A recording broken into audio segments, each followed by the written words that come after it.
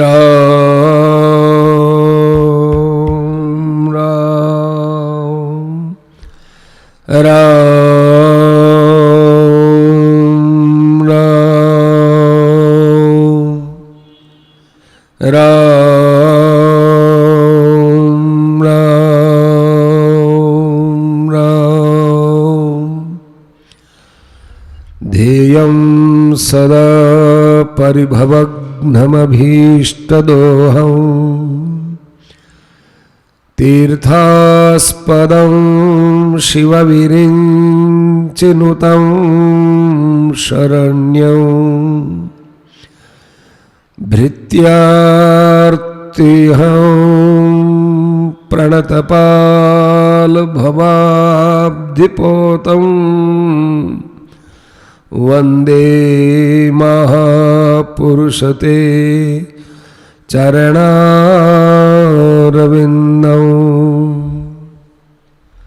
त्यक्त्वा सुदुस्त्यजसुरेप्सितराज्यलक्ष्मीं धर्मिष्ठार्युवचसा यदगादरण्यं मायामृगं दैतयेप्सितमन्वधावत् वन्दे महापुरुषते चरणारविन्दं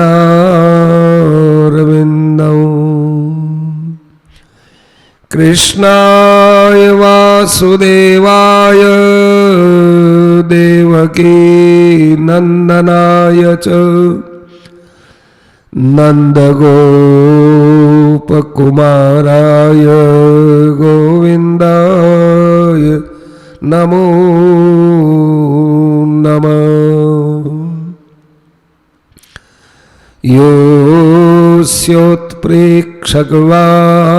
योऽस्योत्प्रेक्षकवादिमध्यनिधने यो व्यक्तजीवेश्वरो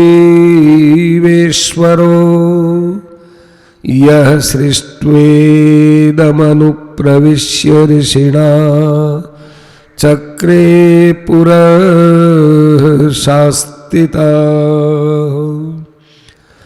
यं सम्पद्य जहात्यजामनुषैः सुप्तः कुलायं यथा तं कैवल्यनिरस्तयोनिमभयं ध्यायेदजस्रं हरिं योऽन्तः प्रविश्य मम वाचमिमां प्रसुप्तां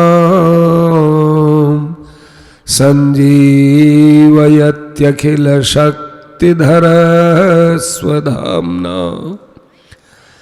अन्यांश्च हस्तचरण श्रवणत्वगादीन् प्राणान्नमो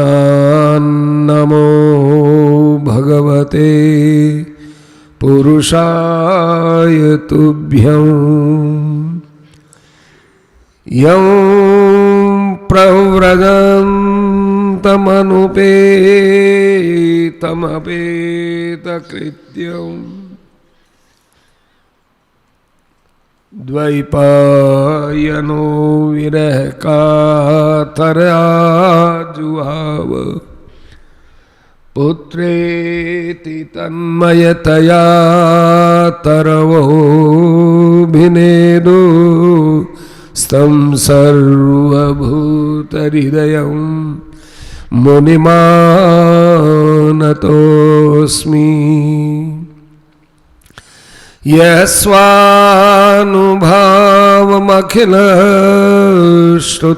यस्वानुभावमखिलश्रुतिसारमेक मध्यात्मदीपमतितितीर्षतां तमोऽन्धं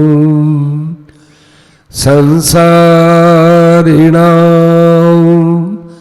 करुणया पुराणगुह्यं तं व्याससूनुमुपयामि गुरुं मुनीनाम्।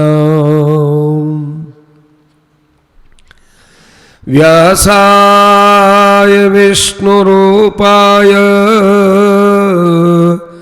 व्यासरूपाय विष्णवे नमो वै ब्रह्मनिधये वासिष्ठाय नमो नमः।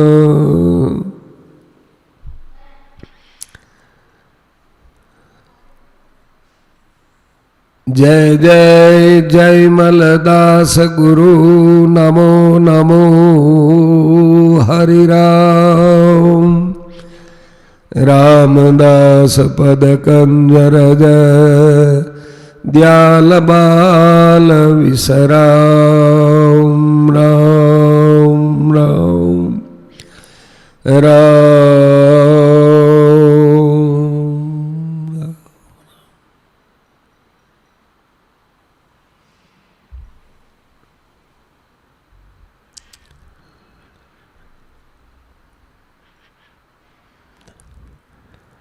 अनंत अनंत कोटि ब्रह्मांड नायक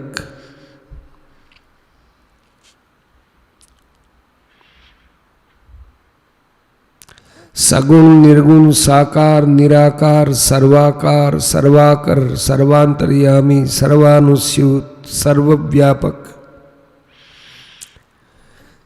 शील सिंधु दीन बंधु अनाथनाथ जगन्नाथ यदुनाथ भगवान श्री कृष्ण के पावन श्री चरणारविंदों में अनंत कोटि भक्तजनों की ओर से अनंत कोटि सहस्रद्ध सपरिक्रम साष्टांग दंडवत प्रणाम करते हुए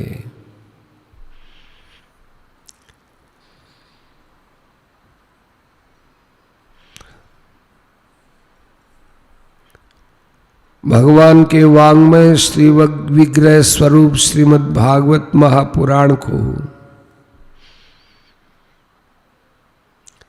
सभी श्रद्धालुओं की ओर से सपरिक्रम साष्टांग श्रद्धावनत होकर प्रणाम करते हुए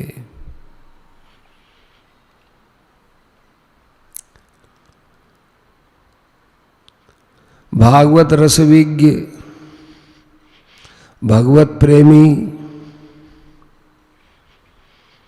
भागवत रसामृत पाई सभी संत महापुरुषों के पावन श्री चरणारविंदों में सपरिक्रम सश्रद्ध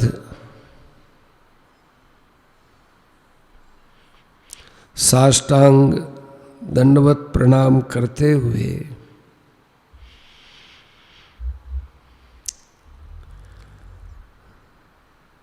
अपने जीवन को तपोमय बनाने वाले एवं भगवत प्रेम रस में सराबोर होने वाले समस्त भागवत प्रेमी महानुभावों का हृदय से साभार अभिनंदन करते हुए भागवत के समाप्ति की कड़ियों में 12वें स्कंद के मार्कंडेयोपाख्यान के मध्य में अपने लोग कथा का रसास्वादन कर रहे हैं।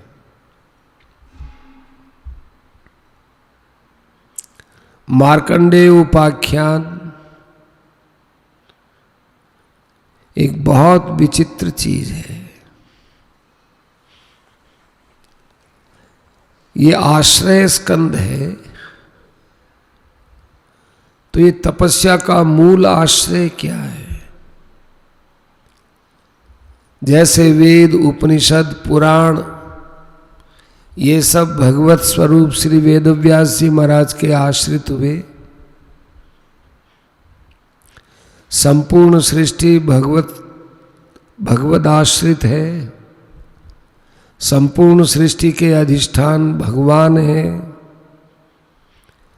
परंतु हमारे ऋषि मुनियों का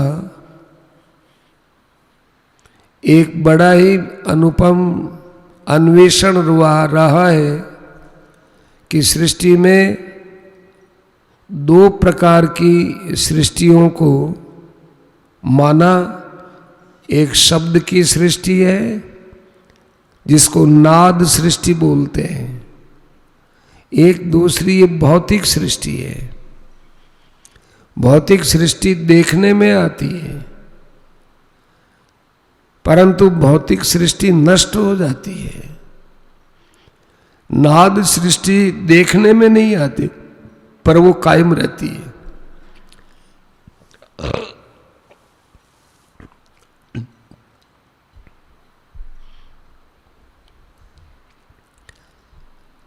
जैसे भगवत स्वरूप शंकराचार्य जी महाराज की पीढ़ी आज तक कितनी हुई सब बता देंगे।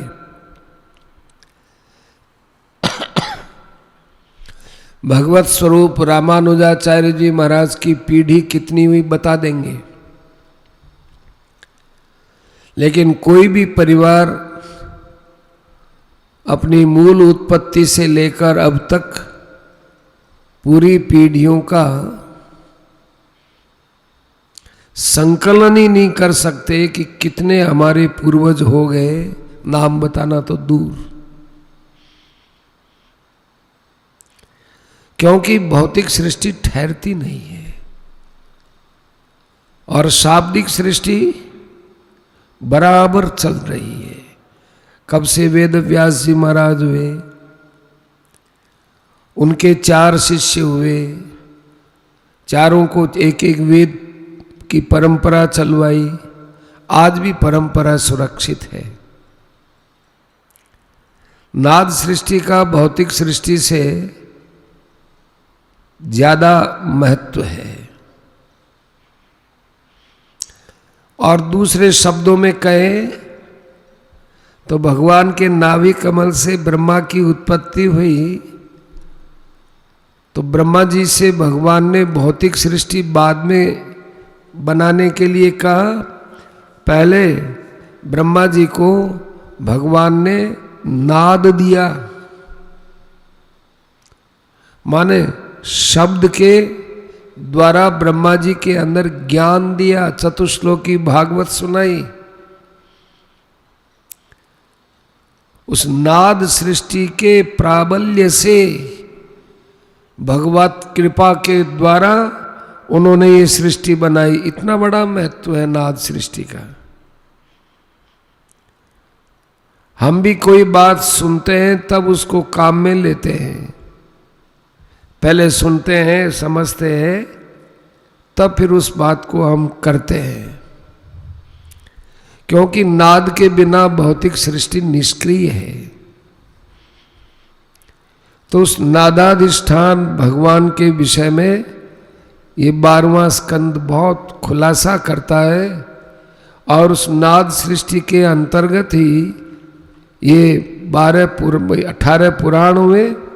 उनमें मार्कंडेय पुराण का नाम आया, तो ऋषियों ने मार्कंडेय पुराण के विषय में प्रश्न कर लिया कि मार्कंडेय जी महाराज तो हमारे बराबर के हैं और लोगों में मान्यता है कि वो 6 संवत 6 जो है कल्प तक यहाँ रहे हैं। ऐसा कैसे हो सकता है? हमारे बराबर के हों और उनको हमसे लाखों वर्ष पुराना भी बता दिया जाए, ऐसा कैसे हुआ? कुछ समझ में नहीं आया। तो फिर बताया कि कल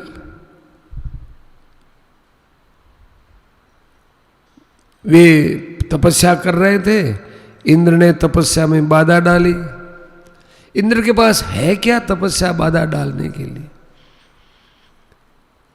देखो मार्कंडेय एक ऐसे तपस्वी और भगवत प्रेमी हुए कि जिन्होंने बड़ा विचित्र काम किया, साधकों को बहुत बड़ा बल दिया कि जितना भगवान में अनुराग होगा उतना ही संसार के भोगों से स्वतः वैराग्य होगा, करना नहीं पड़ेगा।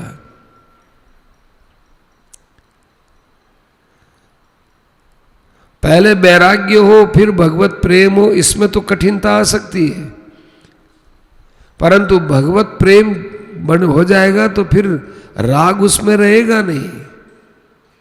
अब कोई कहेगा कि पहले भगवत प्रेम होगा कि पहले वैराग्य होगा। यदि कहें कि पहले वैराग्य होगा तो वैराग्य होने पर भगवत प्रेम होगा, तो ये वैराग्य के सापेक्ष हो गया भगवत प्रेम। भगवान में प्रेम होना वैराग्य की अनिवार्यता से होगा। क्या नहीं पहले भगवत प्रेम और फिर वैराग्य, तो क्या भगवत प्रेम वैराग्य के अभाव में हो सकता है? ये दोनों ही अन्योन्याश्रित हो जाएंगे। अब संडासी पहले बने कि पहले हथौड़ा पहले बना? कि हथौड़ा बने बिना संडासी कैसे बनेगी और संडासी बने बिना हथौड़ा कैसे बनेगा? यह एक अन्योन्याश्रित है। हथौड़े से उसको कूट करके बनाते हैं, संडासी की पकड़ने की आगे की जो चोंच होती है उस लोहे को कूट करके बनाया तोड़ा जाता है हथौड़े से। और हथौड़ा भी होता है लोहे का गर्म होकर के, फिर उसको चींपिए बिना कैसे निकालेंगे, संडासी बिना कैसे निकालेंगे? तो अन्योन्याश्रित होता है। तो जो अन्योन्याश्रित होता है वो कार्य संभव नहीं है।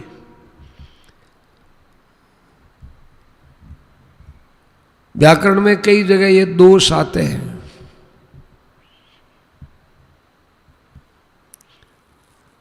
पहले प्रत्याहार बनेगा कि पहले इत संज्ञा होगी?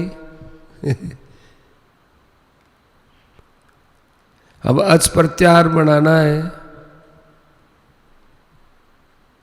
तो हल अंत्यम से इत संज्ञा होगी।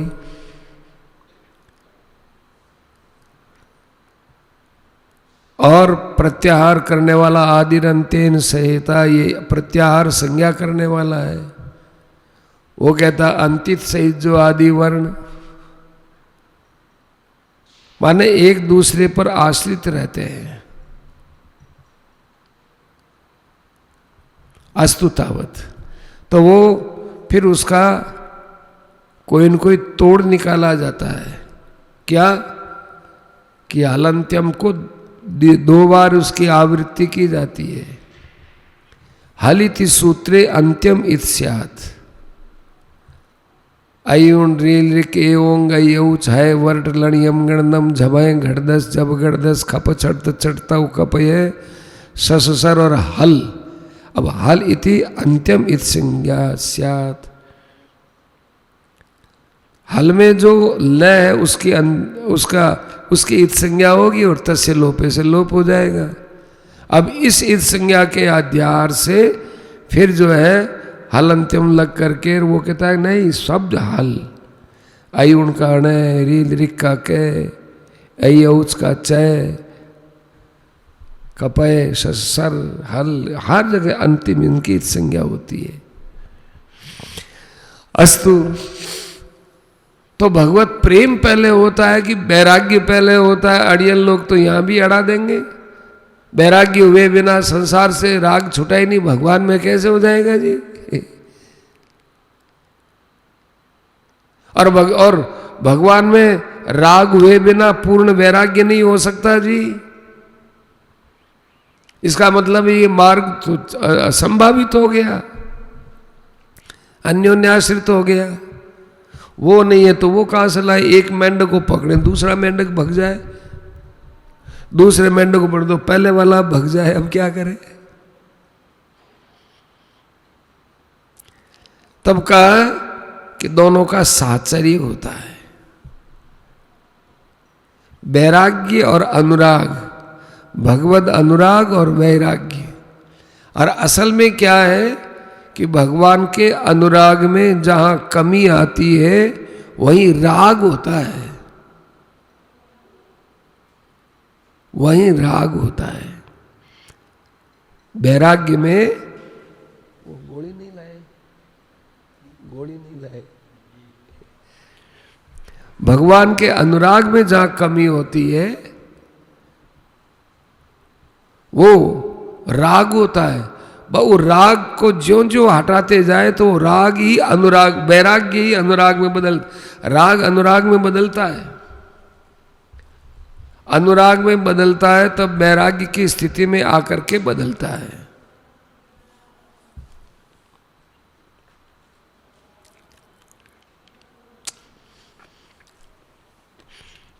ये बात हमारे मार्कंडेय जी ने क्या किया, इतने भगवान में तल्लीन रहे, मस्त रहे, तो उनके सामने ये सब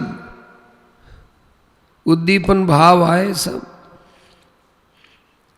काम ने आकर के अपनी सेना भेजी, अप्सरा भेजी, हवाओं को भेजा, वसंत ऋतु को भेजा, सब ऊट पटांग जितने धंधे करने थे।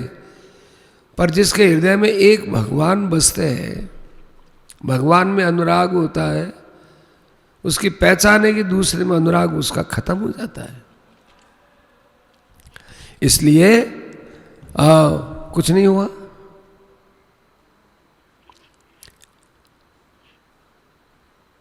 बल्कि जब उन्होंने आंख खोली ना तो डर करके सब भगभगा गए वहां से।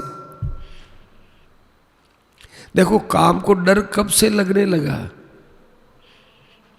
अप्सराओं को कब से डर लगने लगा, ये तो बहुत सिर चढ़ी हुई थी। शंकर भगवान ने जब उसको काम को यूं पछाड़ दिया उसके बाद फिर जो है ये कांपने लग गया। अनुग्रहाय आविरासित, अब जो काम को जीतता है उस पर नर नारायण भगवान की अपार कृपा होती है। नर नारायण ने बिना चाहे दर्शन दिए, क्योंकि जो भगवान में अनुराग रखता है भगवान उसके दर्शन करने के लिए आते हैं।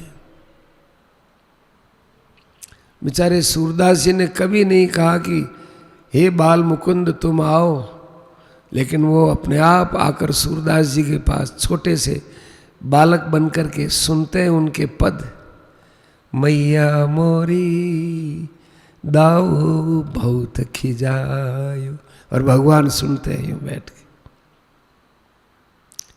मोसे कहत मोल को लीनो तू जसुमती कब जायो। भगवान खुश होते कि वाह, मेरी और मेरी माँ के बीच की कथा को ये सूरदास जी हूबहू वर्णन कर रहे हैं।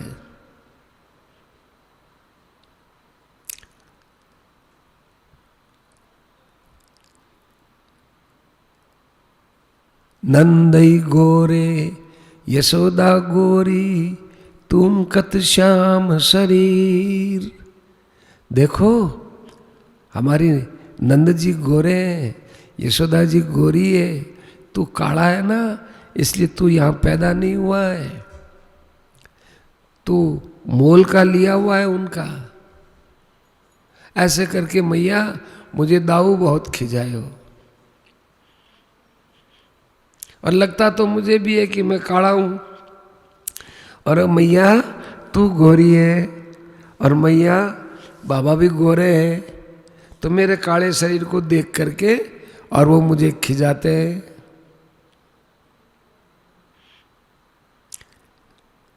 और वो यहाँ तक कहते हैं कि तेरी माँ ने अब तेरे को त्याग दिया, तो मैया क्या तूने मुझे त्याग दिया?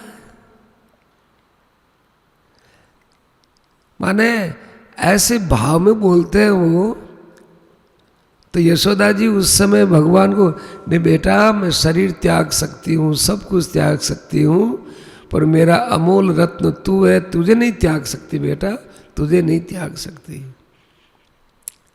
तो ऐसे भगवान भी मैया के लिपट जाते हैं, मैया भगवान के लिपट जाती है।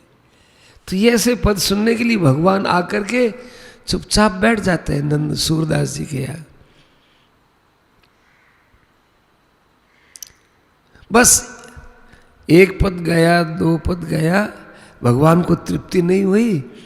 भगवान ने कहा बाबा और गाओ ना। ऐसी सुरीली आवाज थी। सूरदास जी ने कहा कौन है बेटा, कौन है तू, कौन है तू, कौन है, आवाज तो इधर से आई, कौन है। भगवान पीछे पीछे सर के, अरे कौन है तू, तेरी आवाज बहुत मीठी लगी, कौन है, अरे एक बार तो और बोल। बाबा मैं हूं। फिर वहां जाके बोलते, सूरदास जी वहां जाते, ए मैं अंधा हूं, मोहे काहे तंग करे, मैं अंधा हूं, मुझे तंग क्यों करता है तू। भगवान ने दृष्टि दी और बाल रूप से भगवान के दर्शन किए, आनंद मग्न हो गए। सूरदास जी ने कहा आनंद मग्न हो गए कि बाबा जितना तूने मुझे आनंदित किया इतना तो मैं तुमको कर ही नहीं सकता हूं, कि बेटा एक काम और कर दो, बस इन आंखों को वापस वहीं रख दो, जैसे आपके अलावा किसी और को नहीं देख सकूं। कभी आप अकेले आओ, अकेले में अपन दोनों मिल लेंगे, बात कर लेंगे, और फिर मेरी आंखों को ढक के चले जाना। मैं आपको देखने के बाद और कुछ नहीं देखना चाहता। ये रास्ता अलग है ज्ञान, ये भक्ति का।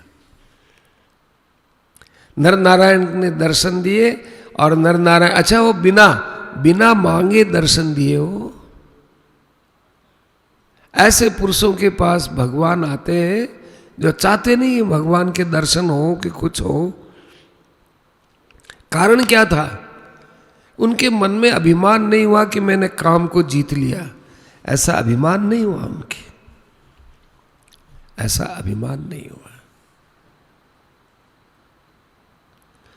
तो मार्कंडेय जी महाराज भगवान की ऐसी स्तुति करते हैं, उस स्तुति से प्रसन्न हुए भगवान, और फिर भगवान ने कहा भोबो ब्रह्मर्षि वर्या से सिद्ध आत्म समाधिना।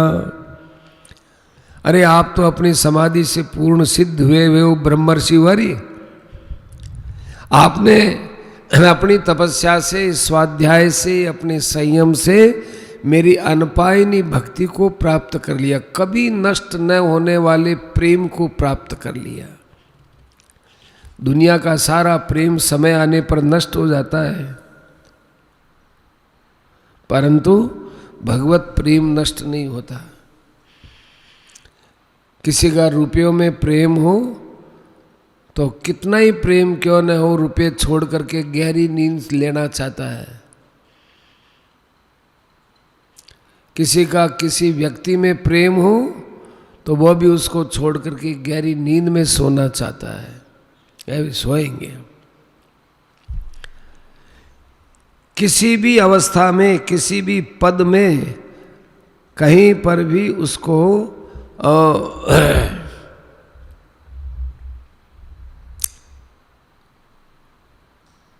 एक परिस्थिति सुहाती नहीं है। लेकिन भगवान से प्रेम करने वाले भक्तों में एक ने भी नहीं कहा कि भाई भगवान में प्रेम मत करना, हमने बहुत करके देख लिया। कि ऐसे भी भक्त हुए जिन्होंने कहा कि बाबा भगवान से प्रेम मत करियो, भगवान के प्रेम में तो बड़ा दुख होता है। अच्छा ऐसा कौन है? कि मीराबाई है ऐसा। अरे भाई उनके बोलने का लहजा अलग होगा, प्रीति करी काहू सुख न लयो। भगवान में प्रेम करने वालों में किसी ने सुख नहीं लिया। ध्रुव जी ने प्रेम किया तो क्या दशा हुई ध्रुव जी की? माँ बाप ने निकाल दिया घर से। प्रहलाद जी ने प्रेम किया तो क्या दशा हुई? बेचारे को कितना परेशान किया पिता ने, हिरण्यकश्यप ने। आप एक भी ऐसा भगत बता दो कि जिसने भक्ति की और सुख पाया हो। मैं रही मीरा,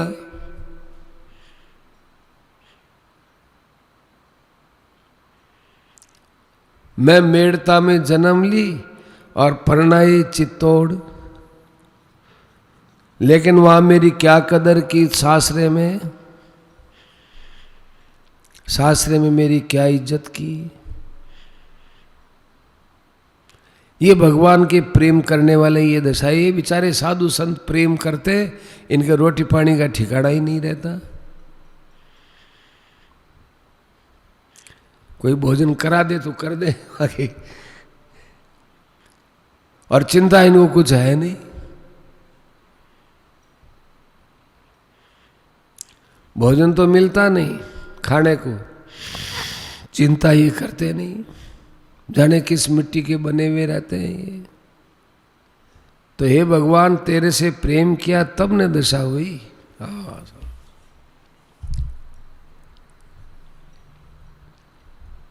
ऐसी बात। तो ये सब बातें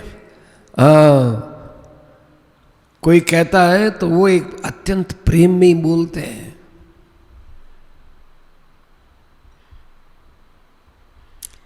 पति और पत्नी का बहुत प्रेम होता है तो कभी कभी दोनों ही मुड़कते रहते हैं, हंसते रहते हैं और विनोद करते रहते हैं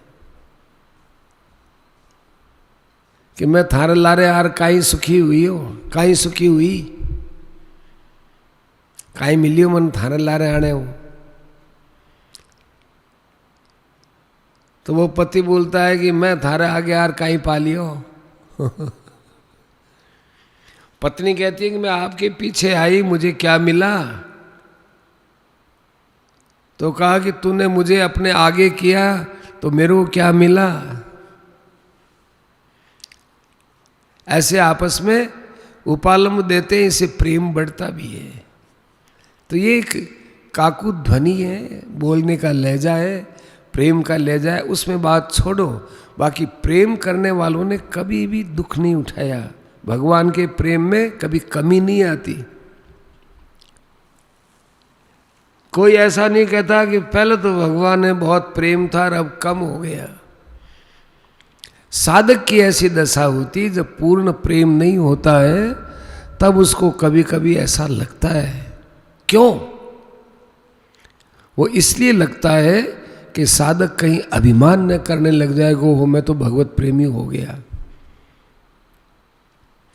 वो अपने अभिमान की मात्रा को समाप्त कर लेवे। इसलिए कभी कभी उसको लगता है कि मेरे तो पहले से भी ज़्यादा हालत खराब हो गई। पहले तो पाठ पूजा में भी मन लगता था, पहले नाम जप भी करता था, आजकल तो कुछ सब काम तो मेरा जाने क्या हो गया। तो भगवान उसके मन में वो भाव इसलिए देते हैं कि वो भगवान के निकट गया है ना, तो अब उसके भावों पर भगवान का नियंत्रण होता जा रहा है और उसका अभिमान नष्ट करने के लिए उसको कभी बेचैन करते हैं भगवान। तब उसके समझ में आता है कि अरे मेरे करने से कुछ नहीं होगा, भगवान की कृपा से होगा। तब फिर वो भगवान की कृपा की याचना करता है, भगवान कृपा करो, प्रभु मेरे अवगुण चित्त न धरो, समदर्शी है नाम तिहारो, चाहो तो पार करो, प्रभु मेरे अवगुण चित्त मत धरो। कब बोलता है? जब वो अंदर से घबराहट होती है, अब तो मेरी नाव भंवर में फंस गई महाराज, न तो किनारे पर जा सकता हूँ और न मैं पूरा डूब ही सकता हूँ, यूं भंवर में रहती है ना, यूं न डूबती है न तरती है, वो चक्कर खाती रहती है। 84 के चक्कर में पड़ जाऊंगा, महाराज अब रक्षा करो, अब आपकी बहुत जरूरत है। एक नौका जा रही थी, उसमें संत बैठे हुए थे और भी लोग कई बैठे हुए थे। तो नौका में कहीं पानी आ गया, तो एक संत थे, उनके पास में वो पीतल का कमंडल, उससे पानी डालते गए। सबने कहा बाबा ये क्या करते हो, कि क्यों? भगवान पानी डालते हैं तो भगवान की सहायता करता हूं। अब सब भगवान से प्राय है, भगवान बचाओ, हम तो डूबे मरे, डूबे मरे, डूबे मरे, महाराज बचाओ बचाओ बचाओ। अच्छा, तो थोड़ी दूर गए, वो भंवर में से निकल गए, तो वो नाविक ने कहा डरो मत, इतनी देर भंवर में थे फंसे हुए, अब भंवर से निकल गए, अब नौका लग जाएगी किनारे, अब कोई बात। भंवर में ही फंसावट थी। तो बाबा जी ने पानी लेके बाहर डालना चालू किया। अब भगवान की मर्जी है साहब, लो जय सिया राम, जय जय सिया राम। पहले जय सिया राम, जय जय सिया राम, जय सिया राम, जय, पानी अंदर डाल रहे थे और अब पानी बाहर डालने लग गए। अपने तो भगवान की मर्जी में चलना है, रखो तो रखो, चलो चलो। आपका गहरा मित्र है, कोई खास मित्र है, और वो खास मित्र आपसे कहे कि यार तुम मेरे खास अजीज दोस्त हो, कहें तो सही। राम राम, अजीज दोस्त हो तो सही। तो यार मेरे इतने जरूरी काम है, अब आप है ना इस काम को, आपका चाहे कितना ही काम हो, मेरे लिए काम छोड़ना पड़ेगा। अच्छा ठीक है, देखो भाई मैं अपने मित्र के काम में जा रहा हूं, तुम लोग ये काम कर देना, मैं जा रहा हूं। ऐसे ही मृत्यु आने लगे, बस मेरे भगवान के यहाँ कोई मेरे द्वारा होने वाला कोई जरूरी काम है, भगवान ले जाने, चलो चलो चलो। दुकान मकान सकान सब है भाई, मेरे जरूरी, मेरा मित्र आ गया मुझे बुलाने, इसके लिए तो मैं कुछ भी कर सकता हूं। लोग कहते हैं मैं तुम्हारे लिए प्राण त्याग सकता हूं, भगवान कहते हैं मैं त्याग दो प्राण, मेरे साथ चलो, आ जाओ। मृत्यु आने लगे, सीधे गए मैं मेरे मित्र के घर जा रहा हूं, मित्र मुझे बुला रहा है। वहां तो जाने में प्रसन्नता होती है, और कोई घर से धक्का दे के बाहर निकाले, बात वही है, घर से घर छोड़ना है। एक तो घर धक्का मारे तो छोड़ना है, और एक प्रेम से अपन भगवान में मिलते हैं। तो ये भगवान में जब मिलते हैं इसका आनंद अलग है। तो भगवान ने कहा मार्कंडेय जी मैं तो बहुत आपसे प्रसन्न हुआ हूं, आप मेरे से कोई वरदान मांगो, वरदान मांगो।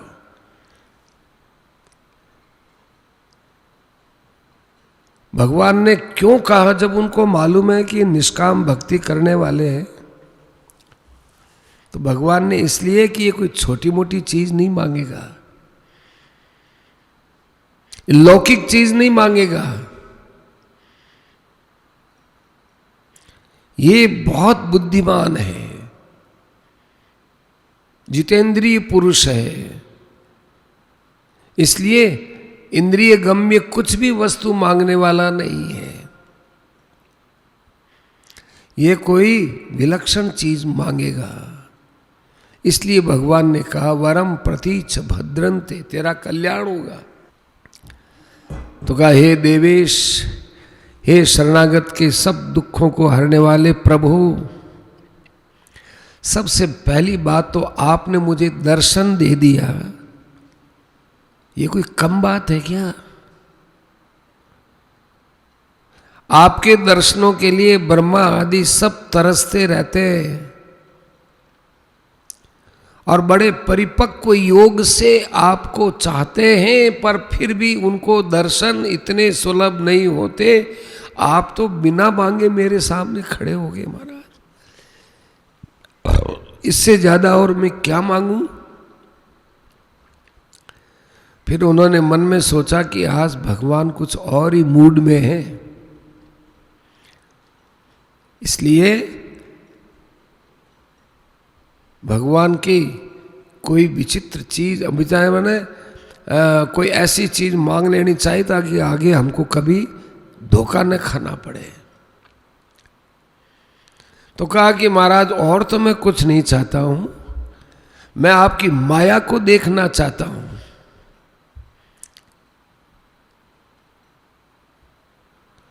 आपकी वो ऐसी कौन सी माया है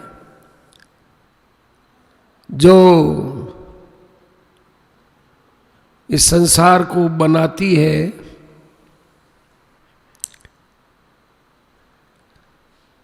और सपालो वेद सद्भिधाम,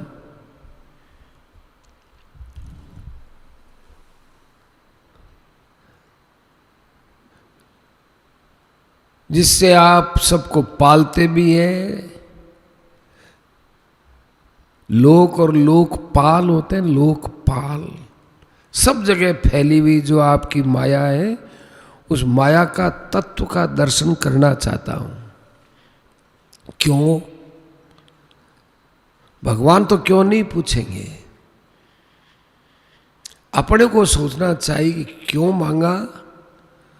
उन्होंने इसलिए मांगा कि मैं अभी तो इस अप्सरा के चंगुल में फंसा नहीं इनकी कृपा से, लेकिन आगे न जाने क्या क्या माया होगी, जाना और कहीं फंस जाऊंगा। इसलिए इस माया का तत्व समझ लेना चाहिए। माया महाठगनी हम जानी,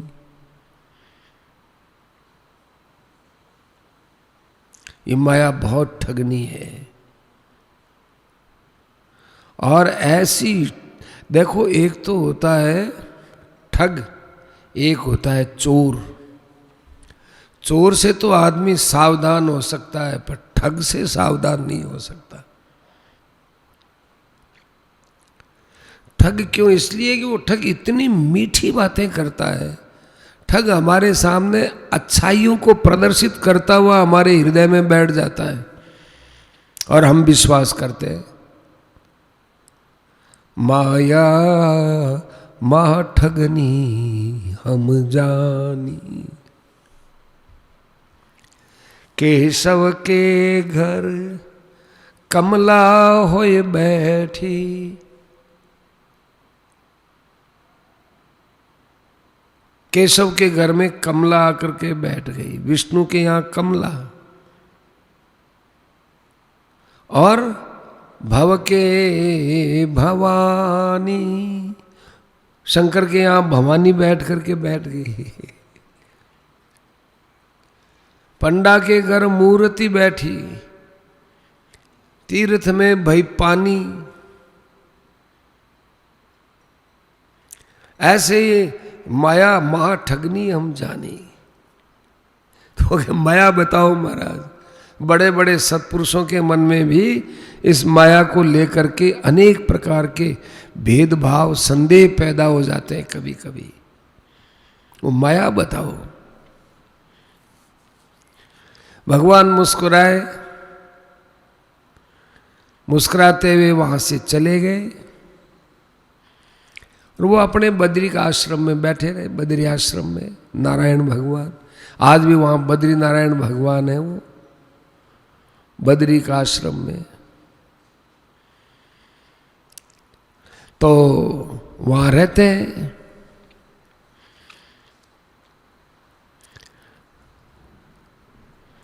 अब वहां रहते हुए उन्होंने सूर्य की, अग्नि की, चंद्रमा की, वह जल की, वायु की, आकाश की, अपने आत्मा की, इन सब की पूजा की। ये सब की पूजा कर दे। सब में भगवान, सब में भगवान। देखो, वायु की पूजा का अर्थ नहीं कि वायु की पूजा की। वायु में भगवान, आकाश में भगवान, जल में भगवान। हमको तो वायु दिखती है, पर उनको वायु में भगवान। अच्छा, वायु रूप से भगवान आए, ये आकाश रूप से भगवान है, ये वृक्ष रूप से भगवान है। ज्ञानियों को तो मौत के रूप में भगवान आ गए। हो मौत क्या नहीं ना, मौत नहीं, भगवान है, रूप है भगवान का। भगवान ने गीता में कहा, मृत्यु सर्वहरश्चाहम्, सबका हरण करने वाला मृत्यु मैं हूं। ऐसे वो भगवत भाव में मस्त थे। ध्यायन सर्वत्र च हरिम भावद्रव्यैरपूजयत। और ऐसे पूजन करते करते कभी कभी माला छूट जाती। कभी भगवान के अंदर ऐसे मस्त होते कि गीता के श्लोक तो बोल रहे हैं 9वें अध्याय के, और उनको पता ही नहीं चलता कि मैं कहां बोल रहा हूं।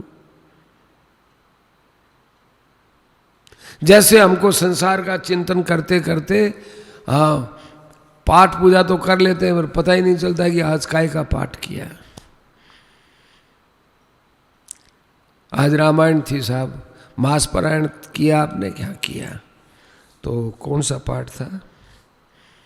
मास पारायण में आज कौन सा था, कौन सा प्रसंग था?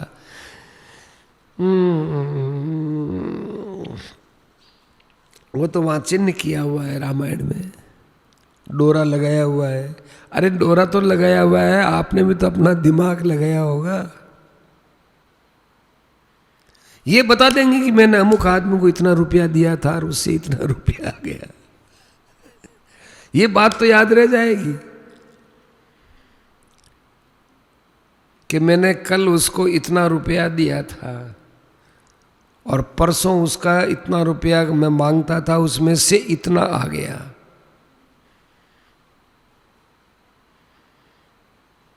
ये तो याद रहेगा। ये याद नहीं रहेगा कि कल, आज क्या पाठ किया, कल की बात छोड़ो, आज क्या पाठ हुआ। संसार का अंदर में चिंतन होता है। ऐसे वे भगवान का चिंतन करते थे। चिंतन के अंदर ध्यान में इतने मस्त हो जाते कि माला की संख्या वंख्या सब भूल जाते हो। क्यों? प्रेम प्रसर संप्लुत है। प्रेम के प्रसार में डूब जाते थे।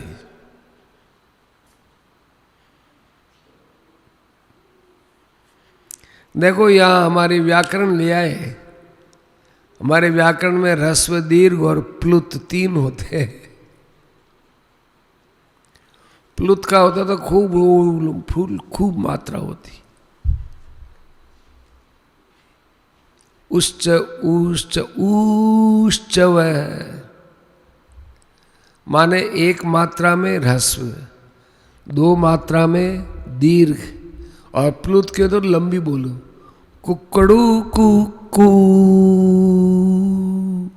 अब वो कितनी बार ओ ऊ बोला है, वो कितनी मात्रा लगी कोई पता नहीं। मुर्गे की बोली होती है। उच्च उच्च उच्च है, गहरा होता था, गहराई हुई। ऐसे ही प्रेम प्रसर संप्लुत, डूब गए हो। ऐसा प्रेम का प्रसार हुआ, डूब गए उसमें। ये डूबना बहुत अच्छा होता है। अब वो डूब गए ध्यान में। फिर देखो, उस समय में, हे शौनक जी सुनो सुनो, पुष्पभद्रा नदी के किनारे उपासना कर रहे थे। इतने में ही जोर से हवा चली। सौं सौं करते, माने कानों को भी फाड़ देने वाली ध्वनि लेते हुए हवा चली।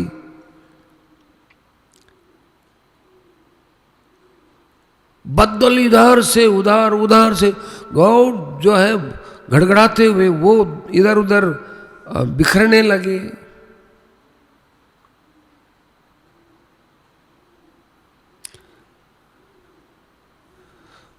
जोर से आवाज होते हुए वहां पर बरसातें होने लगी, बूंदे ही तड़ तड़ की आवाज तो सामान्य और बहुत जोर से बरसात होने लगी। चारों समुद्र मानो एक साथ वह उधर प्रवाहित हो रहे हो। तो वायु का वेग है, उससे जड़ है वो इधर उधर हो रहा है, बदल इधर उधर हो रहे हैं, बरसातें हो रही हैं। और तीखे तीखे तीखे तीखे ये जो बरसात के और वायु के मिलने से शरीर में जगह जगह तीखी तीखी पानी की चोट लगती है। चारों दिशाओं को देखा कि सब दिशाएं जलमग्न होती जा रही हैं और एक बड़ा भारी जोर से एक नदी के प्रवाह जैसी लहर आ रही है, बहुत ऊंची, मानो वो समुद्र ही हो, सारी पृथ्वी को अपने में समेटती जा रही है वो पृथ्वी को। और स्वर्ग लोक और सब उसमें डूब रहे हैं कि मैं भी डूब रहा हूं। अब वो डूबते हैं तो आंखों के ऊपर जटाओं बाहर आ जाते हैं यार, इधर उधर उधर इधर उधर होते हैं। अब वो भूखे प्यासे बड़े घबराए हुए ये मार्कंडेय जी कई प्रकार के जल जंतुओं के बीच में वो फंस जाते हैं। कहीं शोक होता है, कहीं मोह होता है, कहीं दुख होता है, कहीं सुख होता है, कहीं भय होता है। ऐसे करते उनको लाखों करोड़ों वर्ष बीत गए भगवान की माया के अंदर, इधर उधर इधर उधर इधर उधर होते होते। फिर वहां उन्होंने देखा कि एक टीला है, उस टीले पर एक बटका पेड़ है। तो वो उसकी तरफ चलने लगे तो वहां एक बच्चा छोटा सा वो पत्ते के ऊपर, उस बच्चे को देखा। अरे बताएं क्या वो पर्णपुटे शयानम, माने पत्ते का एक दोना बनाया हुआ, उसके ऊपर सोया हुआ छोटा सा, इतना सुंदर बच्चा वो।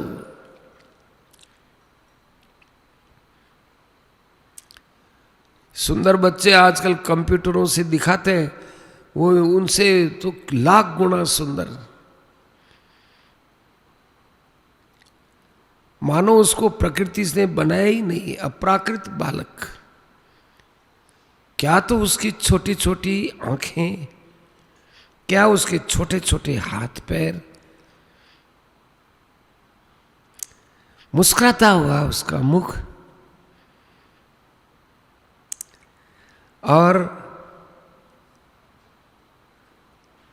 वो जो सांस लेता है, वो सांस लेने से उसकी छोटी सी जो तुंदिया है ये ऊंची नीची होती है, बहुत अच्छी लगती है। श्वासई जदलद का भातम कंबू श्री कर्ण दाड़िमम। और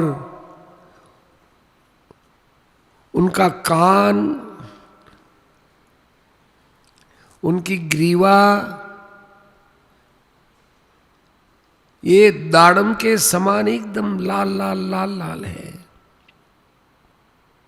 होठ इतने सुंदर, विद्रुमाधर भाषे सत छोड़ाइत सुधा स्मितम। अब होठ तो एकदम लाल लाल, और उनके अंदर से बहुत छोटी सी दंतिया, उसकी है थोड़ी सफेदी। तो होठों की ललाई का या छोटी छोटी एक दो दांत है, उसके ऊपर जो ललाई आती है उसकी एक अलग ही शोभा होती है। ऐसे बालक को देख करके हृदय में बड़ा प्रेम उमड़ा और वो उनके पास में गए। अच्छा, उन्होंने एक दृश्य और देखा कि वो छोटा सा बच्चा अपने अंगूठे को, पैर के अंगूठे को चूसता है। छोटा बच्चा होता है वो प्राय अपने हाथ के अंगूठे को चूसा करता है, पर ये बच्चा अद्भुत है। अपने पैर के अंगूठे को इतना पास में लेके उसको चूसता है। कवियों ने कहा है कि उनसे जाकर कोई पूछे कि क्या लीला कर रहे हो जी, तो चुप रहो, मैं तो एक परीक्षा कर रहा हूं। क्या? कि मेरे भक्त लोग हैं, मेरे चरणों में प्रणाम करते हैं, और प्रणाम करते हैं और मेरे चरणों को धोते हैं, और मेरे चरणों को धो करके और मेरा जो चरणामृत होता है उसको बड़ी श्रद्धा से लेते हैं।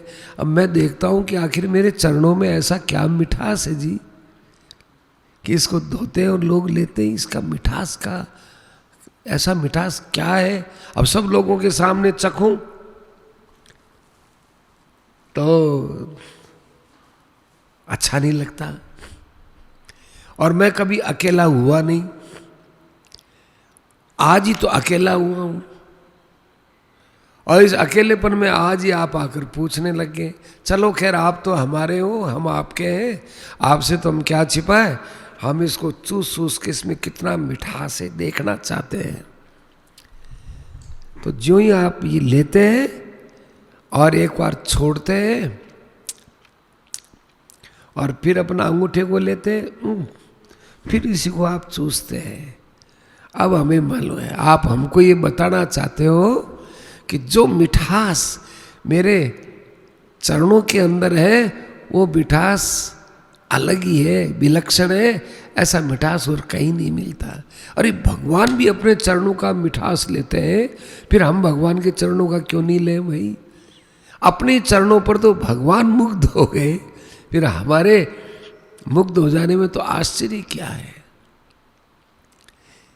तो भक्त लोग जो घमंड करते हैं ना, हम भगवान के चरणानुयायी हैं, हम भगवत पादानुगामी हैं। अरे भगवत पादानुगामी तुम क्या, भगवान खुद है। भगवान खुद अब से अपने चरण रस का मधुरा स्वादन करते रहते हैं। इसलिए हम ताल ठोक के भगवान को चैलेंज दे सकते हैं कि महाराज चॉइस इज आवर बेस्ट। हमारी चॉइस सबसे बढ़िया है ना। क्यों? आपको भी देखो हमारी चॉइस पर आना पड़ा, हमने जिसकी चॉइस की, हमने जिसको चुना है वो आपको भी लेना पड़ा। भगवान कहते यार बातें मत करो, मेरे को तो बड़ा स्वाद आ रहा है, मुझे चूसने दो। मार्कंडेय जी गए उनके पास, मार्कंडेय जी आनंद में डूब गए, कम कपा गए। वाह वाह वाह, तद दर्शनाद वीत परिश्रम है। अब इतनी देर तक जो कुछ थपेड़े खाए थे, सब थपेड़े खाने का दर्द चला गया। कई बार तो उनको मगरमच्छों ने, कई बार मछलियों ने, कई बार और जंतुओं ने खाया, फेंका, किया, सब दुख दर्द दूर हो गया, भूल गए सब। और उस बालक को उठाने के लिए यूं गोद में लेने लगे तो उसी समय में उस बालक के मुख में चले गए वो मच्छर जितने बन करके। मशको यथा विशत, जब मच्छर की ऋतु आएगी ना 10-15 दिनों में, ची ची करते हुए बहुत मच्छर दौड़ेंगे। नाक में घुस जाए पता ही नहीं चले, कान में घुस जाए पता ही नहीं चले। अब इतना सा मच्छर होता है, चला गया अंदर। ऐसे ही वो मार्कंडेय जी भगवान के शरीर में चले गए मच्छर जितने वो करके। अच्छा, भगवान के अंदर जाके क्या उन्होंने लाडू देख लिया? वही जो बाहर तूफान देख रहे थे, वही तूफान उनके अंदर। खम रोदसी भगड़ान अद्रि सागरान द्वीपान सवर्षान ककुभय सुरासुरान, देवताओं को, असुरों को, दिशाओं को, ऋतुओं को, और चंद्रमा को, ताराओं को, जंगलों को, पर्वतों को, नदियों को, तालाबों को, आश्रमों को और सबको ऐसे ही उनके पेट के अंदर देखा उन्होंने, तो अरे क्या हो रहा है, वो ये उधर हो गए वो। यद किंचित अन्यद व्यवहार कारणम, जो व्यवहार उन्होंने बाहर देखा, ददर्श विश्वम सदैवाव भाषितम, उनको उनके पेट के अंदर भी वही विश्व इतना बड़ा दिखाई दिया, और वो भूल गए वही हिमालय, वही नदी पुष्पभद्रा नदी, वही उनका आश्रम पेट के अंदर देख रहा है वो मार्कंडेय जी। विश्वम विपश्यन, ऐसे विश्व को देखते देखते वो शिशु के पेट के बाहर आए, और बाहर आकर के देखते हैं कि वही बच्चा वहां पर्णपुट के ऊपर वैसे ही लेटा हुआ है। उस बच्चे को देख करके फिर वैसे आनंदित हुए, उसका ध्यान करने लगे, और उसी समय वो बच्चा खिलखिलाता हुआ उनको दिखाई दिया और अदृश्य हो गए। अंतर्दधे, भगवान अंतरित हो गए। तब वो अपने आश्रम के अंदर जाकर पूर्ववत स्थित होकर विचार करने लगे, ये भगवान की माया है। भगवान की जो माया होती है ये कभी सुख देती है, कभी दुख देती है, कभी अनुकूल होती है, कभी प्रतिकूल होती है, कभी इस दिशा में जाना पड़ता है, कभी उस दिशा में जाना पड़ता है, कब किन जीवों से भेंट होती है, कब किन जीवों से भेंट होती है। अरे राम राम राम राम। भगवान की माया को कौन जीत सकता है, ऐसी माया को। देखा कि भाई इस माया की तो कोई विशेषता नहीं है, विशेषता तो इस मायापति की है, जिसने ये माया बनाई है उसी की विशेषता है। वैभवम योग माया स्तमेव शरणम ययौ, उनकी शरण में चले गए।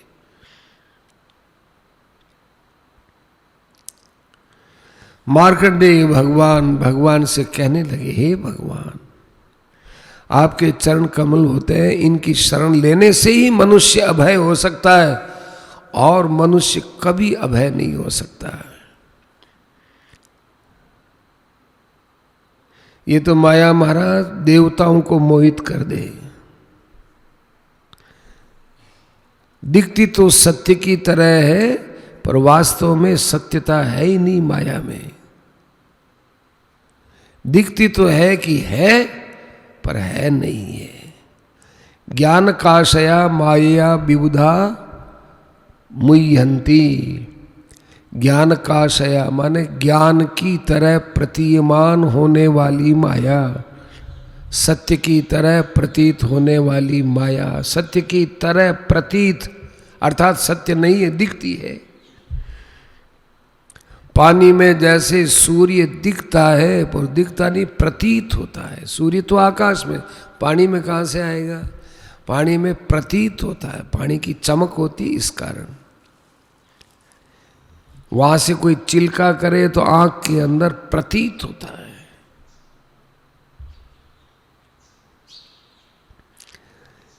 ऐसे परमात्मा का भी ध्यान करते रहे और भगवान के शरण होकर भगवान पर निर्भर हो गए। निर्भृतात्मानम, देखो निर्भरा भक्ति होती है, एक निर्भरा भक्ति। वो भक्ति के 9 अंगों से अलग ही होती है। श्रवणम कीर्तनम विष्णु स्मरणम दास अर्चनम वंदनम दास्यम सख्यम आत्मनिवेदनम, इनसे अलग एक निर्भरा भक्ति होती है। निर्भरा,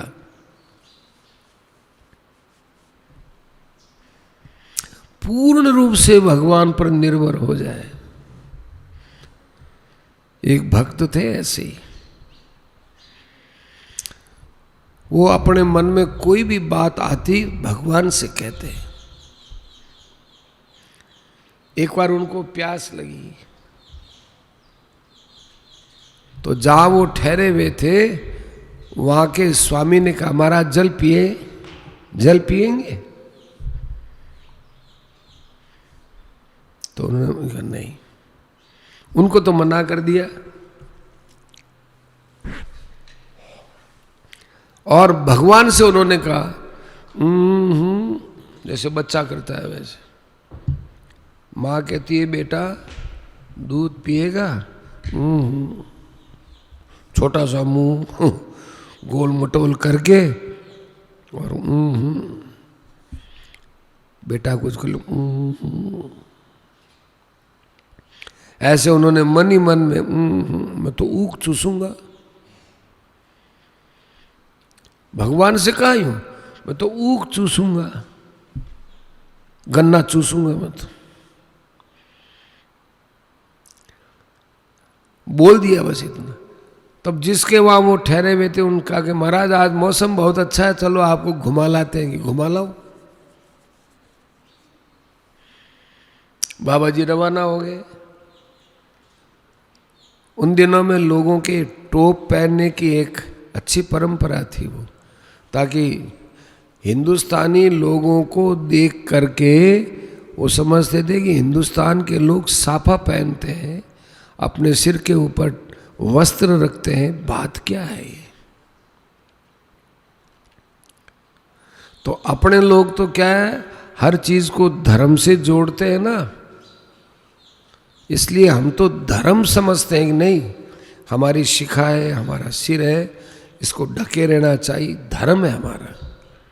हमारे ऋषि मुनियों ने आवश्यक चीज़ों को धर्म के साथ जोड़ दिया, इसलिए हम बहुत सी बातों को अपने अंदर धारण कर लिए। धर्म निरपेक्ष नहीं थे, हर चीज को धर्म के साथ जोड़ते थे। गौ पालन को धर्म के साथ जोड़ा। अब लोगों को समझ में आता है, वैज्ञानिक दृष्टि से देखा, अरे पशुओं में सबसे उपयोगी गाय है। और हमारे यहाँ को गाय को पशु कह दे तो गाय का अपमान मानते हैं। गाय कोई पशु होती है?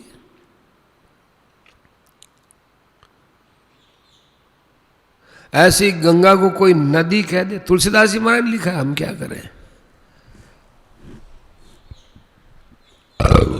ऐसे ही कोई गरुड़ को पक्षी बोल दे, गरुड़ पक्षी नहीं होता।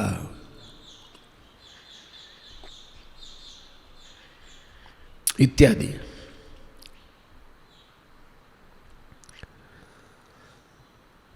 तो धर्म के साथ जोड़ा ना, बस निर्भृतात्मानम तमेव निर्भृतात्मानम। अब एक दिन उधर से भगवान शंकर और पार्वती जी जा रहे थे अपने गणों के साथ में, उसी दिशा में जहां उनका आश्रम था।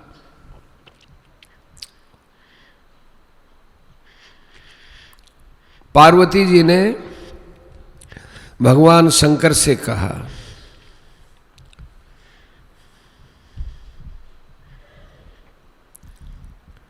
भगवान शंकर से कहा, देखो हमारे गिरीश के अंदर, गिरीश भी ह्रस्व इकार भी आता है, दीर्घ इकार भी आता है।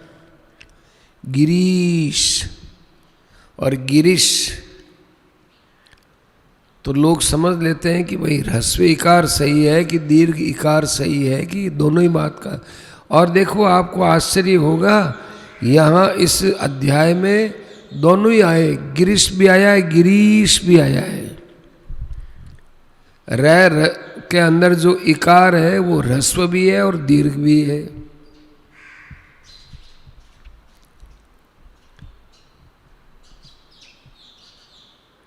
तो ऐसा कैसे है जी?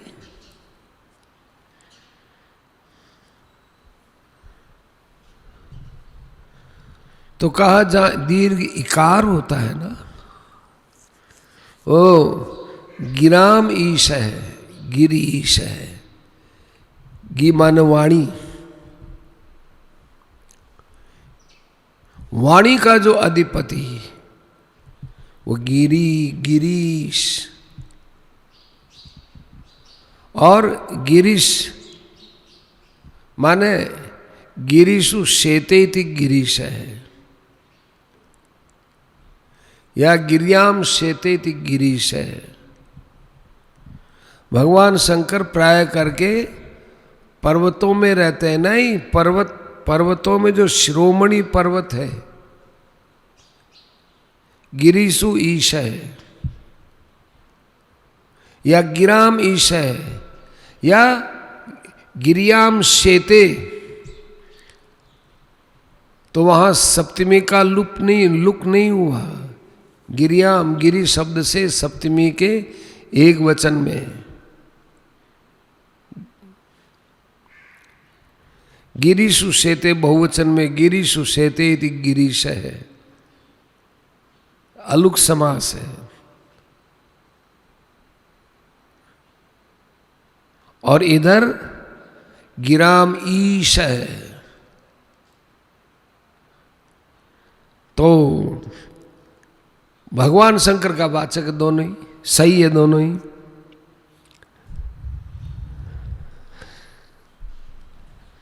तो उसके बाद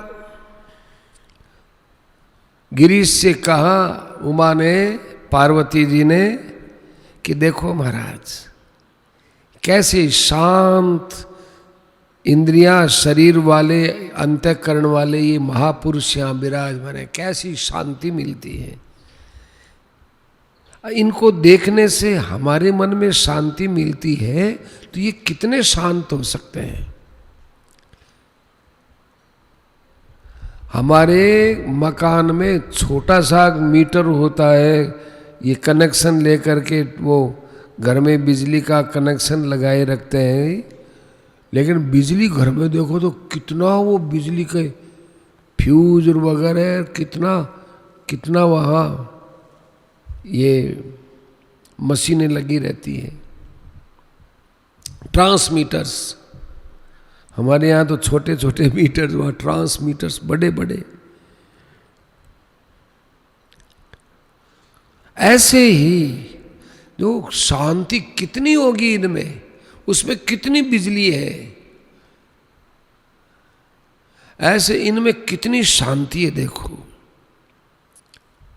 निवृतोद जशव्रातम वातापाए यथार्णवम कुर्वस्य तपसे साक्षात संसिद्धिम सिद्धिदो भवान। महाराज आप सिद्धियों को देने वाले हो। जैसे कोई जोर से तूफान आने के बाद समुद्र उस समय उसके बाद शांत गंभीर होता है, ऐसे ही खूब तपस्या करने के बाद बड़ी शांत भाव में बैठे हैं। दर्शन तो दो, इनको सिद्धि तो करो। जिस तपस्या में बैठे उनको फल दो। अरे पार्वती तू समझती नहीं है, ऐसे ऐसे महापुरुष है, आप इनको क्या दोगे, ये कुछ लेना नहीं चाहते। ये ब्रह्मर्षि हैं। इनको कहेंगे आपको मोक्ष दे दें कि ना बाबा, मोक्ष हम ना ना ना। मोक्ष जैसी ऊंची चीज को सबसे घटिया मानते हैं। क्यों? कल्याण हो जाएगा, ये हो जाएगा, वो जाता। अरे शरीर मिले तो क्या, नहीं मिले तो क्या, ये नहीं चाहते कि हमारा कल्याण हो जाए। ये चाहते नहीं है, ये चाहते केवल भगवान में पराभक्ति। इतनी ज़्यादा भक्ति हो, इतना ज़्यादा प्रेम हो, हो गया, हम पराभक्ति चाहते हैं। इतना सा भी अंश संसार में हमको आकृष्ट न होना पड़े, ऐसी भक्ति चाहते हैं। तू चाहे कितनी कहे, ये कुछ नहीं लेंगे, देख लेना। ठीक है, तूने कह दिया तो तेरी बात रखते हैं, क्योंकि परिवार के अंदर सबका मन लेकर चलना चाहिए। आज परिवारों में लड़ाई क्यों होती है कि हम एक ही एक के मन के पीछे रहते हैं ना, तब लड़ाई झगड़ा होता है। सबका मन रखना चाहिए। सबसे ज्यादा कटुता होती है विवाह शादी होने के बाद। बिना सत्संग किए हुए लड़कियां आ जाती हैं आजकल की पढ़ाई के अंदर। वे पुराने संस्कारों को मानती नहीं है और आने के बाद अपने सासू माँ से खटपट करती रहती है। हमने एक शब्द सुना था, इतना बढ़िया आनंददायक शब्द किसी के मुख से सुना था। सासू माँ बहुत सुनते हैं, काकी माँ भी सुनते हैं, दादी माँ भी सुनते आए, पर पहली बार सुना था एक के मुंह से भाभी माँ। ये तो सुना कि भाभी को माँ मानते हैं, ये सब सुना है, पर स्वाभाविक ही मुंह से बोलते बोलते भाभी माँ, ये जो शब्द निकलता है इतना प्यारा शब्द है ये भाभी माँ। हम तो भाई उस व्यक्ति के बोलने पर आनंदित हो गए कि हमारा हिंदू धर्म की सभ्यता, इसको कोई कितना ही कुछ कर ले, एक भी यदि आदमी इन बातों को समझने वाला जब तक धरती पर रहेगा, हमारा धर्म नष्ट नहीं हो सकता। ये सनातन धर्म है। खूब लगे हुए हैं, हिंदुओं को कुचल दो, हिंदुओं को ऐसे करो, हिंदुओं के लिए कोई स्थान नहीं बचा देश के अलावा, भारत के अलावा। इसको भी यहां हिंदुओं को दबा के रखो, दबा के रखो। ऐसे षड्यंत्र अब उखड़ रहे हैं। 70 वर्षों में सेक्युलरिज्म, धर्मनिरपेक्षता ऐसे पपोल पपोल करके हिंदुओं को ठगा। अब हिंदू सोच रहा है कि अरे 3% के 30% हो गए और इन लोगों ने तो खुल्लम खुल्ला कह दिया है कि थोड़े बरस आप और ठहरो, देखो हम आप में क्या बिताते हैं।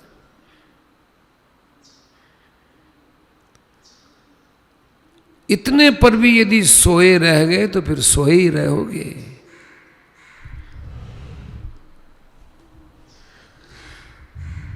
पर वही सोने का एक समय था, वो बीत गया। रात गई प्रभात भयो, जागो जागन वाला हो। संतों ने कहा रात बीत गई, प्रभात भयो है।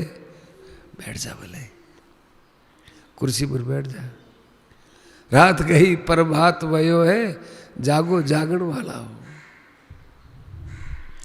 जगने वालों जगो। ये संतों ने तो कहा है, तो ये सब तरफ बात लागू होती है। रात गई का मतलब मनुष्य योनि के अलावा जितनी योनियों में जन्म लिए थे सब रात थी, या सत्संग नहीं करते थे उससे पहले रात थी। अब आप सत्संग में आ गए हो तो जागो, मानव शरीर में आए हो तो जगो। अपने को ये देखना है कि जो समय चला गया वो रात के समान, अब भी संभल जाओ। अभी संभलने का समय आया है, कोई भगवान ने ऐसा मौका दिया है। पर ये बात है कि मरी और तरी हर समय नहीं रहती है। पिछली साल कितना इन दिनों में खौफ था, हाय कोरोना, होय कोरोना, मरी थी एक तरह से। अब इतना खौफ नहीं है। मरी और तरी माने तरावट के दिन, ये भी ज्यादा दिन नहीं रहते हैं। इसलिए जितनी तरी को ले सके उतनी कर लेना चाहिए, समझ जाना चाहिए। हम अपने आचरणों से हमारी रक्षा कर पाएंगे सज्जनों। बड़ी उपेक्षा हुई, बड़ी उपेक्षा हुई। और अभी भी क्या हो रहा है, अभी भी क्या हो रहा है।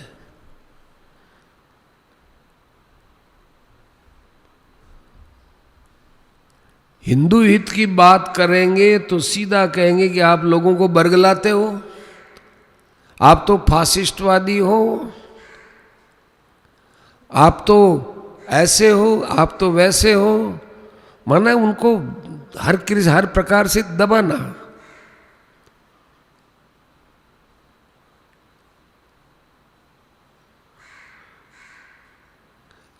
देखो, हिंदू टैक्स ज्यादा देता है और सरकार की सुविधाओं का सबसे कम लाभ हिंदू को मिलता है।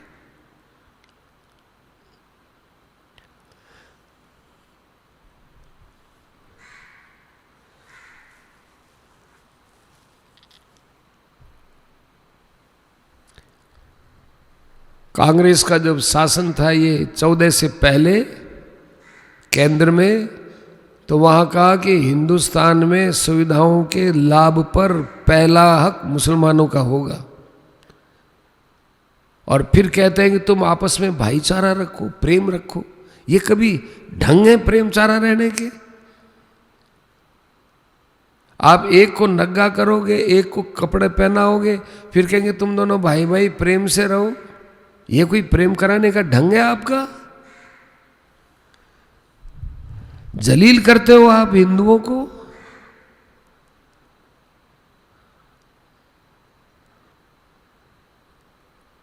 ऐसे नहीं होता है। पर फिर भी नहीं संभलते हमारे भाई बंधु संभलते नहीं है। इतना संभले हैं कि अब सब लोग राम राम की चादर ओढ़ने लग गए, मंदिरों में जाने लग गए। ये लोग पहले मस्जिदों में ही जाते थे। जनेऊ उल्टी सुल्टी कैसे ही पहनने लगे। अपने आप को हिंदू भी बताने लगे कि हम हिंदू हैं। उनके बाप दादों की पीढ़ियों को जानने वाले लोग हैं, हिंदुस्तान जानता है, फिर भी वो बोलते हैं कि मैं तो कश्मीर का पंडा हूं।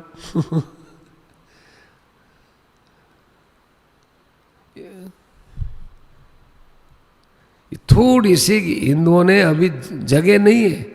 एक आदमी थोड़ा सा जगते हुए करवट बदलता है ना, अंगड़ाई लेते हुए करवट बदलता है, बस अभी करवट बदलने जितनी है, अभी पूर्ण जागृत हो जाएगा तब तक भाई बहुत मेहनत करनी पड़ेगी। अभी तो ज़्यादा मेहनत की जरूरत नहीं है हिंदुओं को, थोड़े जाग जाए। और हम तो कहते थोड़े में 5 वर्ष में एक दिन ही जाग जाओ बाबा। एक दिन भी पूरी जरूरत नहीं है, 5 मिनट एक इतना सा खटका दबाना, इतना सा ही जग जाओ सब हिंदू कि खटका इतना करना है बस।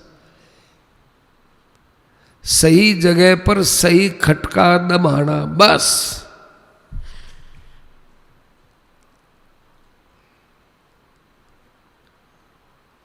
सीधी बात है। चाहे कितना ही महंगा तेल हो, चाहे कितना ही महंगा आलू हो, कितना ही महंगा प्याज हो, चाहे कुछ भी हो, हमारा पहला काम है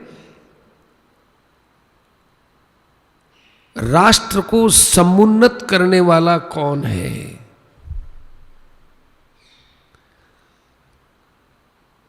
बस परिवार के 100 सदस्यों में 70 सदस्य दुखी हैं और 30 सदस्य यदि बड़े निरोग और हृष्ट पुष्ट हैं तो माना तो यही जाएगा कि भाई सारा परिवार बीमार है।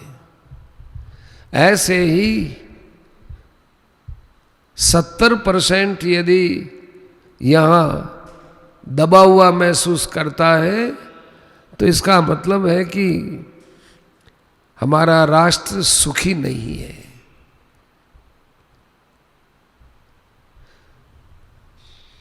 कितना ही कह दो भले ही, सुन सुन के तो पक्के हो गए सब, कोई असर नहीं, कोई अंदर में लज्जा हो तो।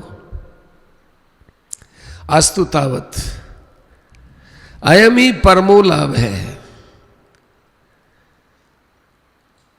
भगवान शंकर ने कहा कि चलो संतों का दर्शन होगा, मिलेंगे, बातचीत करेंगे, हृदय से हृदय मिलेगा, कम से कम संत समागम तो होगा।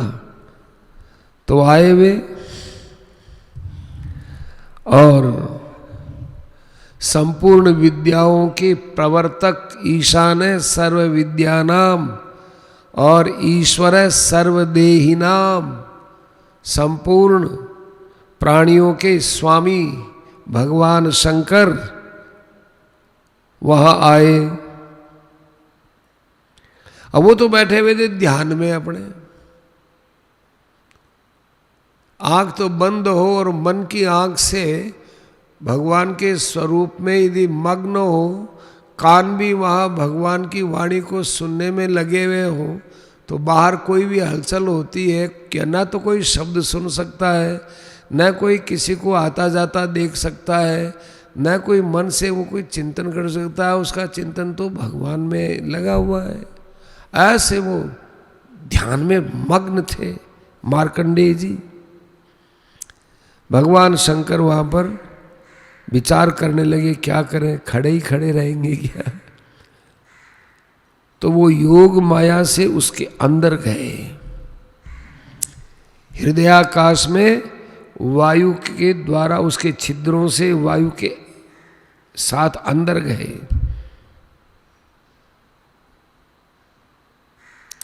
अंदर गए और उन भगवान शंकर ने अपना वहाँ एक अलग ही रूप दिखाया। वो तो जिस रूप का ध्यान कर रहे थे वो भगवान विष्णु रूप का, नारायण भगवान का ध्यान कर रहे थे। यहाँ जाते ही नारायण भगवान का तो ध्यान टक गया और 10 भुजा वाले भगवान शंकर, 3 आँख वाले भगवान शंकर, लंबे लंबे हाथ वाले भगवान शंकर और उनकी स्वर्णमयी जटा बिखरी हुई है, मानो कोई उगता हुआ भास्कर हो, सूर्य हो। व्याघ्र का उन्होंने बागंबर पहन रखा है, व्याघ्रांबर, और त्रिशूल, खट्वांग, वर्म, अक्षमाला, डमरू, ये सब उनके पास में, त्रिशूल हाथ में, कपाल हाथ में। ये सब भगवान शंकर का रूप देखा तो एकदम घबराए। देखो आदमी किसी ध्यान में बैठा हुआ हो और अकस्मात कोई रूपांतरण हो या ध्यानांतर हो जाए, एकदम आदमी चौंकता है। जैसे अपन बैठे हैं, कहीं विस्फोट होता हो, जोर से फोट बोले, आदमी डर जाता है, क्या हुआ भाई। तो किम इदम, ये क्या हुआ, कुतः एव, समाधि से विरत हो गए। फिर इन्होंने नेत्र खोले और नेत्र खोल करके उन्होंने पार्वती सहित इन सब को देखा। ओहो, त्रिलोकीनाथ भगवान शंकर आए हैं। खड़े हुए प्रणाम किया, माता पार्वती को प्रणाम किया, गणों को प्रणाम किया, स्वागत किया, बैठाया, दीप धूप दीप माला से उनका सम्मान किया और कहा कि हे महाराज, मैं आपकी क्या सेवा कर सकता हूं, सारा जगत तो आप पर निर्भर है। हे परम शांत कल्याण स्वरूप भगवान, आप रजोगुण का सेवन करते हैं फिर भी आप बड़े शांत रहते हैं। रजोगुण वाला तो चंचल होता है, आप बड़े शांत हैं महाराज। भगवान ने उनको कहा, अरे भैया आज तो मन में आ गई तुमसे मिलने की, कोई वरदान मांगो।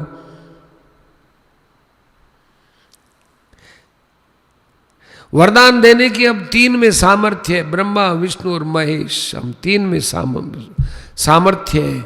और हम लोगों का दर्शन कभी अमोघ नहीं होता है, व्यर्थ नहीं जाता है।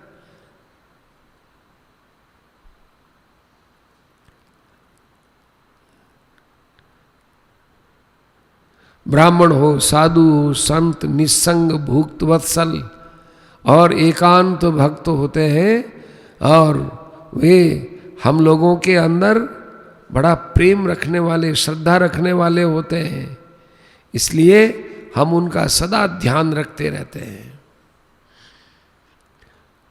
वे महात्मा लोग हम लोगों में बिल्कुल लेश मात्र भी भेद नहीं देखते, मनुष्यों में ही भेद नहीं देखते, वो एक आत्म तत्व का दर्शन करते हैं। फिर ब्रह्मा विष्णु महेश में तो भेद देखने का प्रश्न ही नहीं है। वास्तव में तो आप जैसे संत तीर्थ होते हैं, केवल जल होने से कोई तीर्थ नहीं होता है, केवल मूर्ति होने से कोई देवता नहीं होता है।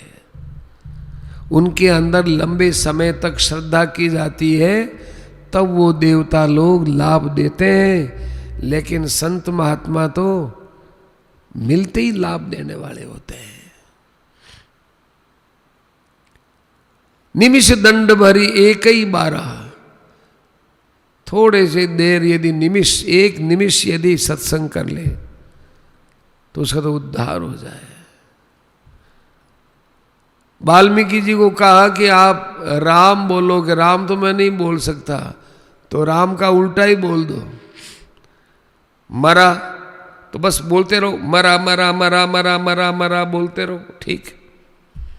वो मरा मरा बोलते तो राम राम तो आएगा ही, एक बार मरा बोलेगा,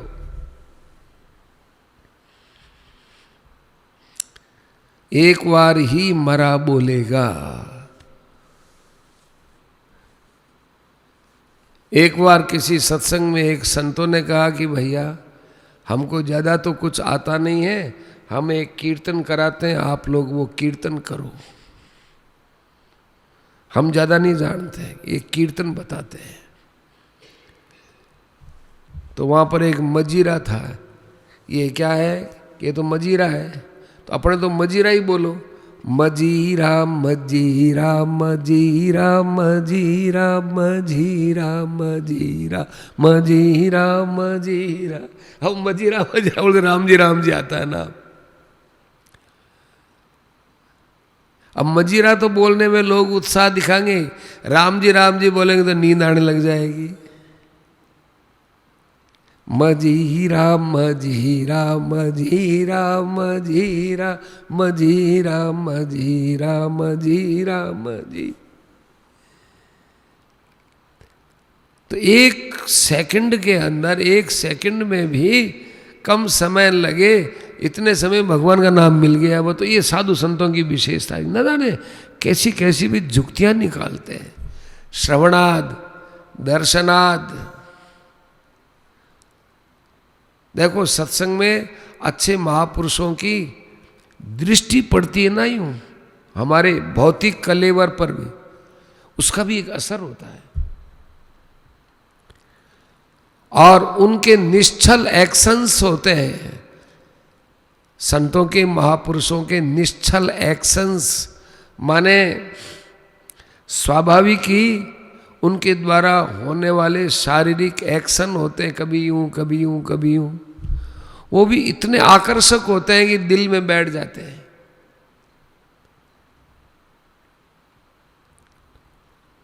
यूं तो कोई कह देगा, किसी लड़की को देखकर कह देगा कि भाई तुम्हारी क्रियाएं हमको अच्छी लगी, ये राग है, वो तो गंदी भावना है। लेकिन कल्याण की भावना के साथ किसी संत को देखे तो एक बहुत ही विचित्र बात होती है, उसके एक्शंस हृदय में असर करते हैं।